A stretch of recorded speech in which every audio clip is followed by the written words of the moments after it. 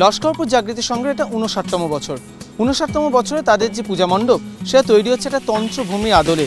কি কি থাকছে সেই তন্ত্রভূমিতে জেনে নেব শিল্পীর সঙ্গে কথা বলে। আমাদের হচ্ছে গিয়ে তন্ত্রভূমিতে অনেক কিছু থাকছে, যেমন সামনেই দেখতে পাচ্ছি এরকম ক্যানভাস পেন্টিং থাকছে, তারপরে এই টেক্সটাইলের প্রচুর ইমপ্লিমেন্ট থাকছে, এই কোরগুলো দেয় এরকম কাপড় প্যাঁচানো হয়েছে। আর সবচেয়ে বেশি আমাদের আকর্ষণের বিষয় হচ্ছে গিয়ে আমাদের এবারে প্রতিমা হচ্ছে গিয়ে পুরো মাটির প্রতিমা হচ্ছে, যেটা টোটালি হচ্ছে গিয়ে এয়ারে থাকছে। পুরো প্রাচীন যে তন্ত্র, আমাদের ভারতবর্ষের যে আসল অরিজিন তন্ত্রের, তন্ত্র পুরোপুরি দেহতত্ত্ব।